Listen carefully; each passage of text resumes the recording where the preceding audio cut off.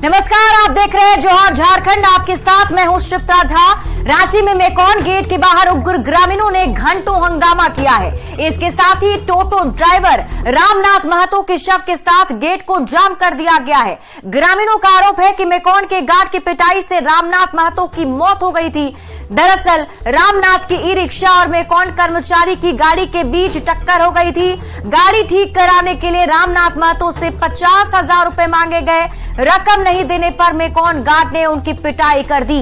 गंभीर रूप से घायल अवस्था में इलाज के दौरान उनकी मौत हो गई थी। और इसके बाद देखिए यह हंगामा किया जा रहा है।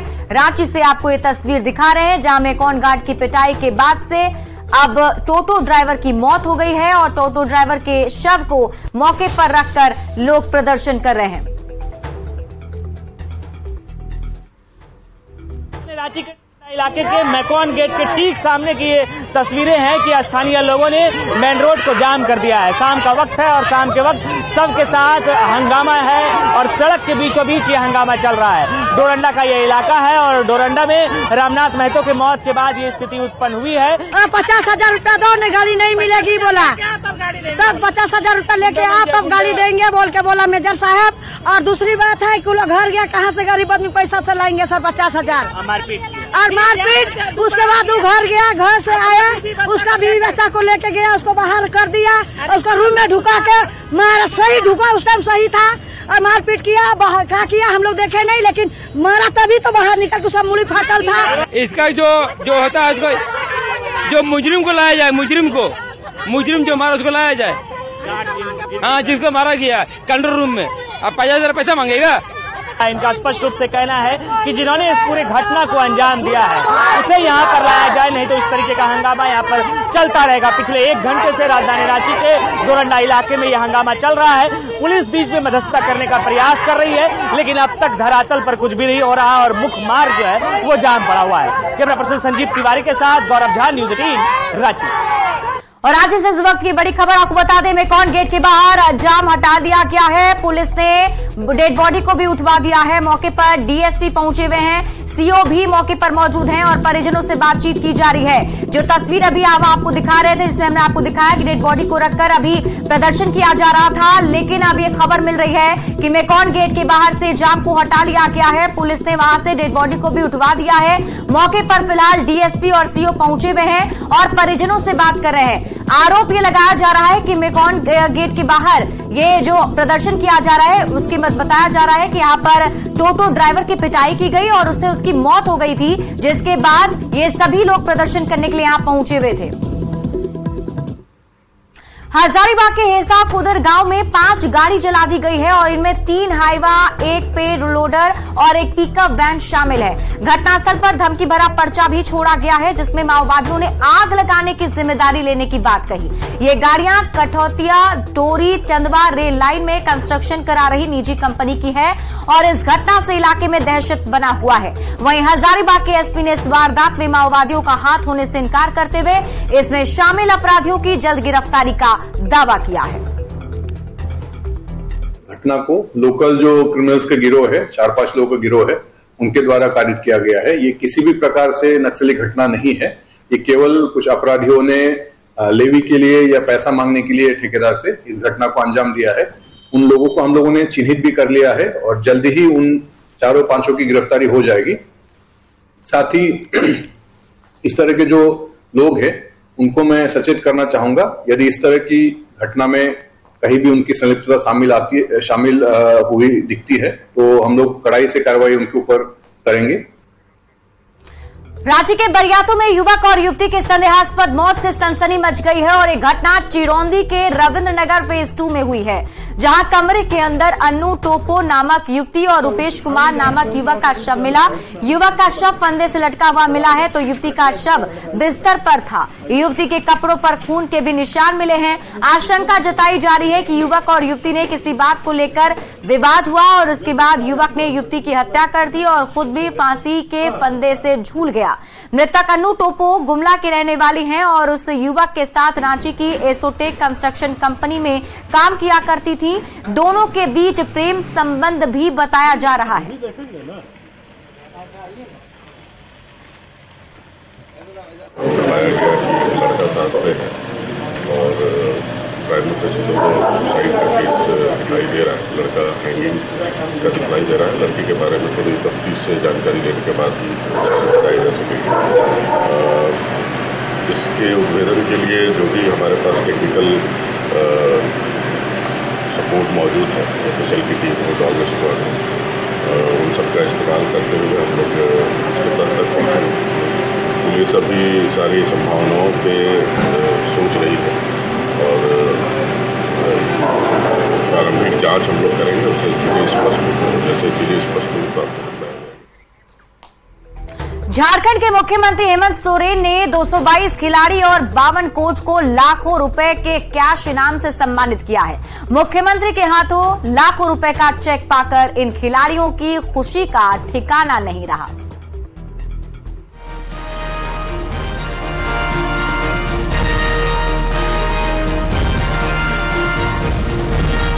अपनी प्रतिभा से झारखंड का नाम पूरी दुनिया में चमकाने वाले खिलाड़ियों पर झारखंड सरकार ने दिल खोलकर नोटों की बारिश की। होटवार के हरिवंश टाना भगत इंडोर स्टेडियम में हुए सम्मान समारोह में मुख्यमंत्री हेमंत सोरेन ने 19 खेल के 222 खिलाड़ी और 15 खेल के 52 कोच को लाखों रुपए के कैश रिवॉर्ड से सम्मानित किया। साथ ही हर कदम पर खिलाड़ियों का साथ देने का ऐलान भी किया। हम इस परिकल्पना के साथ आगे बढ़ने का प्रयास कर रहे हैं कि आने वाला समय देश का कोई भी खेल बिना झारखंड के खिलाड़ियों से पूरा नहीं हो पाए। हर खेल में हमारे झारखंडी नौजवान लड़के लड़कियां अपने हुनर का प्रदर्शन करें।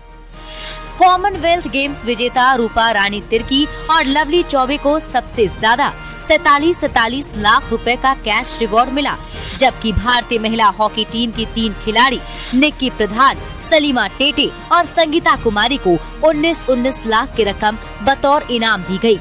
यही नहीं, बाकी खिलाड़ियों को न्यूनतम 50,000 रुपए के नगद इनाम से सम्मानित किया गया। मुख्यमंत्री के हाथों सम्मान पाकर खिलाड़ियों की खुशी का ठिकाना नहीं रहा। खुशी हो रही है कि जैसे हम लोगों ने माननीय मुख्यमंत्री जी के हाथों से ये चेक लिया, वैसे ही उसके बाद ही हमारे अकाउंट में 47 लाख आ गए। तो मैं बहुत बहुत धन्यवाद देती हूँ हमारे विभागीय मंत्री और मुख्यमंत्री जी को। 47 लाख क्या मायने रखती है आपके लिए? सर बहुत ज्यादा, एक मिडिल क्लास फैमिली के लिए तो बहुत ज्यादा रखता है और मेरे लिए भी बहुत ज्यादा है। मैं अपना घर बनाना चाहती हूँ, अपनी मम्मी पापा के लिए एक छोटा सा घर बनाना चाहती हूँ उस पैसा के लिए। कितनी प्यारी बात है कि माँ पापा के लिए पक्का मकान बनाना। सिमडेगा में घर आपका? सिमडेगा में। बताओ कि क्या करोगी इतने पैसे का? मैं तो अपने मम्मी को अपना वो कर दूंगी और आगे पैसा अपने मम्मी पापा को दूंगी, क्योंकि उन्हीं ने हमें अपने सपोर्ट से हमें इतना बड़ा किया है। अपने मम्मी पापा की वजह से हमें ये मिला है। लाखों रुपए के करारे चेक के रूप में सालों की कड़ी मेहनत का फल पाकर इन खिलाड़ियों के चेहरे खुशी से खिल उठे। मुख्यमंत्री हेमंत सोरेन ने भी प्रतिभावान खिलाड़ियों की जमकर हौसला अफजाई की, साथ ही उनकी प्रतिभा को निखारने के लिए हर साल बड़ा खेल आयोजन करने का भी वादा किया। संजय सिन्हा, न्यूज़ 18, रांची। रांची के खेल गांव में मुख्यमंत्री हेमंत सोरेन ने पारा सिटिंग वॉलीबॉल टीम के खिलाड़ियों को भी 6 लाख रुपए का कैश इनाम देकर सम्मानित किया। मुख्यमंत्री के हाथों मिली कैश रकम से इन खिलाड़ियों ने अपने छोटे छोटे सपने पूरे करने की बात कही। उनसे बात की है न्यूज़ 18 संवाददाता संजय सिन्हा ने।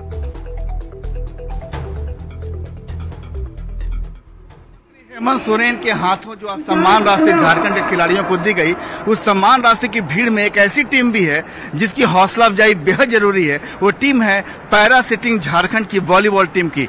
पुरुष खिलाड़ी भी यहाँ पर हैं और यहाँ पर झारखंड की महिला खिलाड़ी भी हैं जो कि पैरा सिटिंग वॉलीबॉल टीम की हैं।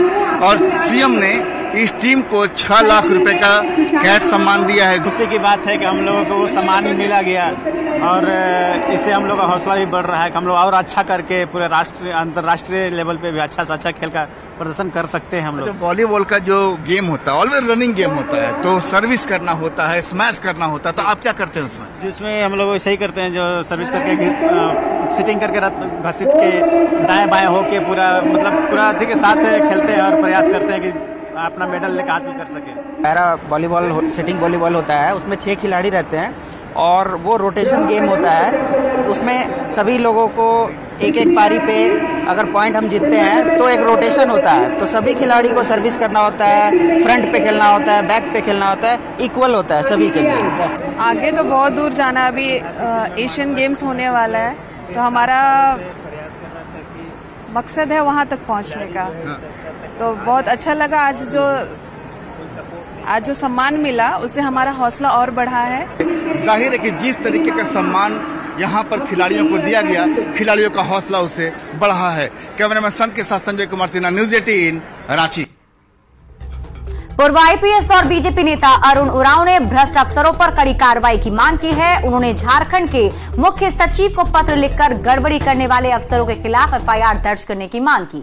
उन्होंने कहा कि ईडी जैसी जांच एजेंसी ने कई भ्रष्ट अफसरों के खिलाफ सबूत इकट्ठा किया है, पर यह दुर्भाग्य है कि सरकार ने इस पर अब तक कोई कार्रवाई नहीं की। अगर सोर्स ऑफ इनकम पे अगर चोट पड़ती है तो सरकार के मुख्यमंत्री उनको नुकसान हो रहा है, लेकिन क्या इस राज्य के लिए ये बेहतर कदम है? नहीं है। और इसी चिंता से मैंने मुख्य सचिव महोदय को चिट्ठी लिखा है कि आप इस राज्य के मुखिया हैं, गवर्नमेंट सर्वेंट्स के, आपकी जिम्मेदारी है कि एक सही मैसेज और सिग्नल डाउन द लाइन हर कर्मचारी तक पहुंचे। उसके लिए जो लोग गड़बड़ी कर रहे हैं उन पे एक्शन हो। रांची में फेसबुक के जरिए युवती से दोस्ती और ब्लैकमेलिंग करने वाले साइबर क्रिमिनल अजय कुमार को पुलिस ने गिरफ्तार कर लिया है। युवती का आरोप है कि इस अपराधी ने फेसबुक के जरिए उससे दोस्ती की, फिर उसकी तस्वीर को एडिट किया और उसे सोशल मीडिया में वायरल कर दिया। उसने युवती की तस्वीर के साथ कई अश्लील मैसेज भी छोड़े। यही नहीं, उसने युवती से 5 लाख रुपए की डिमांड भी कर डाली। परेशान युवती ने पुलिस से शिकायत की और इसके बाद उसे गिरफ्तार कर लिया गया है।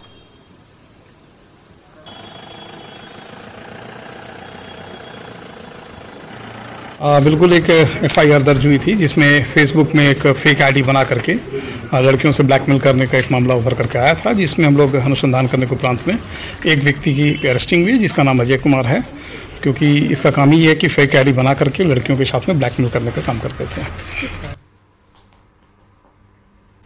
रांची के मोराबादी ग्राउंड से चिरौंदी तक प्रशासन की ओर से अतिक्रमण हटाओ अभियान चलाया गया। आला अफसरों और पुलिस की मौजूदगी में चले इस अभियान के दौरान सरकारी जमीन और सड़क पर बने काउंटर और दुकान को जेसीबी के जरिए तहस नहस कर दिया गया।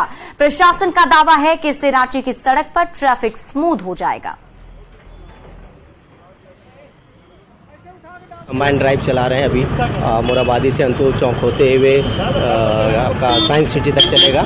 इस दौरान में जितने भी फुटपाथ में अतिक्रमण करके रखा हुआ है, चाहे कोई भी वेंडर हो, फुटपाथ हो या शॉप कीपर हो, उन सारे जो भी स्ट्रक्चर्स है उनको हटा दिया जा रहा है और उसका सामान भी जब्त कर ले रहे हैं। जो भी अतिक्रमित कंस्ट्रक्शन किया हुआ स्ट्रक्चर है उसका, और देख रहे हैं रोड का कितना कंजक्शन है, इसी को मद्देनजर हम लोग इस कार्रवाई कर रहे हैं। रांची के बड़ा तालाब से निकले गाद के जरिए पहाड़ी मंदिर को बचाने की कोशिश की जाएगी। पहाड़ी मंदिर समिति के आग्रह पर रांची नगर निगम की ओर से बड़ा तालाब से निकल रही हजारों टन मिट्टी को रोजाना पहाड़ी मंदिर के आसपास गिराया जा रहा है। दरअसल हर मानसून में पहाड़ी मंदिर की मिट्टी बह जाती है और भूस्खलन का खतरा बढ़ जाता है। इसे रोकने के लिए बड़ा तालाब की मिट्टी का प्रयोग किया जा रहा है। हालांकि पर्यावरण विशेषज्ञों ने इस गाद से भूस्खलन रोकने के प्रयास पर सवाल खड़े किए हैं, क्योंकि बड़ा तालाब की मिट्टी नई है और पहाड़ी मंदिर की मिट्टी सालों पुरानी है। में मिट्टी गिरने का कार्य चालू है। जब पूरा मिट्टी जब वहाँ गिर जाएगा तो हम लोगों का ये है कि वहाँ पर हम लोग रुद्राक्ष का और चंदन का, कदम का, इस सब का पेड़ लगा करके जो है ताकि जो मिट्टी गिर रहा है वो मिट्टी फिर से बरसात में बर्बाद ना हो और पहाड़ी जो है संरक्षित रह सके। हम लोगों को पहाड़ी मंदिर से रिक्वेस्ट प्राप्त हुआ है और वो काम हम लोगों ने स्टार्ट कर दिया है। तो अभी जो भी सीड्स निकले हैं उसका ट्रांसपोर्टेशन पहाड़ी मंदिर में काफ़ी सॉइल इरोजन्स हुए हैं, तो उस क्षेत्र में उसकी ढुलाई का काम स्टार्ट हो गया और निरंतर इसको जारी रखेंगे। अगर मट्टी को रोकना है तो आपको मट्टी को अपरदन से रोकना होगा। आप अगर गाद भी लाके गिराते हैं तो उसको भी आपको रोकना होगा, क्योंकि गाद है, दो डिफरेंट कंपोजिशन सॉइल है, वो एक आपका कचरा है सिर्फ और एक मट्टी है ओरिजिनल, ये दोनों को आप मिला रहे हैं। तो इसमें अब मुझे लगता है कि और भी रिसर्च की आवश्यकता थी, तुरंत हड़बड़ी में नहीं करना है। बड़ा तालाब से निकाले गए गाद का प्रयोग पहाड़ी मंदिर को भरने में किया जाएगा। ये निर्णय पहाड़ी मंदिर समिति के साथ साथ नगर निगम ने लिया है। दरअसल निगम ने जब बड़ा तालाब की सफाई की थी तो उस दौरान निगम लगातार इस प्रयास में था कि निकाले गए गाद को कहीं खपाया जाए, जिसके बाद पहाड़ी मंदिर समिति से बातचीत की गई और ये निर्णय लिया गया कि इन गाद का प्रयोग पहाड़ी मंदिर को भरने में इस वजह से किया जाएगा क्योंकि बरसात के दिनों में अक्सर देखने को मिलता है कि पहाड़ी मंदिर की मिट्टियां सड़क कर नीचे आ जाती है, जिसके बाद ये निर्णय लिया गया है कि पहाड़ी मंदिर को भूस्खलन से बचाने के लिए वहां इन मिट्टी को रख दिया जाए या दबा दिया जाए। हालांकि इन तमाम चीजों को लेकर विशेषज्ञ बताते हैं कि इसका बहुत ज्यादा असर उस वक्त होगा जब इन मिट्टी को वहां डालने के बाद उसे रोकने का प्रयास किया जाए, नहीं तो अगली बरसात में एक बार फिर से ये मिट्टी ढहकर नीचे आ सकती है। गौरव झा, न्यूज़ 18, रांची। राष्ट्रीय ओबीसी मोर्चा ने ओबीसी को 27 की बजाय 50% रिजर्वेशन देने की मांग की है। मोर्चा के प्रदेश अध्यक्ष राजेश गुप्ता ने कहा है कि झारखंड में ओबीसी की आबादी 55% से ज्यादा है। ऐसे में ओबीसी वर्ग को 27 नहीं बल्कि 50% रिजर्वेशन मिलना चाहिए, जबकि राज्य पिछड़ा वर्ग आयोग भी ओबीसी वर्ग को 36 से 50% आरक्षण देने की अनुशंसा कर चुका है। जाति जनजाति की जितनी आबादी है उतना आरक्षण है और ईडब्ल्यूएस की आबादी से दुगना तिगुना उनका आरक्षण प्राप्त हो रहा है। तो फिर ओबीसी समुदाय जिसकी आबादी 55% है उसे 14% आरक्षण मिल रहा है। वैसी परिस्थिति में एक मेरे पास प्लस पॉइंट है कि राज्य पिछड़ा वर्ग आयोग ने जनसंख्या अनुपात में 50% आरक्षण देने का जो है ये अनुशंसा किया है। जमशेदपुर के संकटा सिंह पेट्रोल पंप के पास ट्रक ने अनियंत्रित होकर कई वाहनों को अपनी चपेट में ले लिया। इसकी वजह से 3 से 4 लोग घायल हो गए हैं। वहीं घायलों का सदर अस्पताल में इलाज चल रहा है। बताया जा रहा है कि अनियंत्रित गाड़ी की वजह से हादसा हुआ, जिसने बाइक से लेकर ऑटो तक को अपनी चपेट में ले लिया। ट्रक के ड्राइवर को गिरफ्तार कर लिया गया है और आगे की कार्रवाई की जा रही है। सीधा आगे हम लोग को मार दिया, वो तो बहुत स्पीड में था, बाई में था। हम लोग का कितनी गाड़ी को मारा? पहले मेरा गाड़ी मारा, उसके 2 न 3 बाइक को मारा, उसके बाद फिर पियाजो को मारा, सीएनजी को, ऑटो को। क्या चालक नशा में था क्या? नहीं, वो तो बोला ब्रेक फेल हो गया, हल्का थोड़ा लग रहा, नशे है। तो हम लोग आ रहे थे तो हम लोग उनका तबीयत खराब ही था, उसका मेडिकल के चलते हम लोग घर जा रहे थे तो उनको ड्रॉप करने के लिए। तो उस टाइम हम लोग का गाड़ी वहाँ खड़ा था तो आकर हम लोग को मार दिया। कौन गाड़ी मारा? LPD 407 क्या बोलता है इसको, वही वाला गाड़ी मारा है। अब उनका तबीयत थोड़ा ज्यादा ही खराब है, मेरे को पैर में लगा है, हाथ में लगा है, कितने साइड में लगा है। आपके साथ साथ और कितने लोग और 10-11 आदमी घायल होंगे। मेदिनीनगर में निजी नर्सिंग होम में लापरवाही से महिला की मौत होने से परिजनों में आक्रोश है। आरोप है कि गर्भवती सविता देवी को नर्सिंग होम में दिखाने के लिए लाया गया था, जहां बिना जांच किए उसका ऑपरेशन कर दिया गया। महिला ने जुड़वा बच्चों को जन्म दिया, लेकिन इलाज में लापरवाही की वजह से उसकी मौत हो गई। नाराज परिजनों ने नर्सिंग होम संचालक और अस्पताल के डॉक्टरों के खिलाफ मामला दर्ज कर पुलिस से कार्रवाई की मांग की है।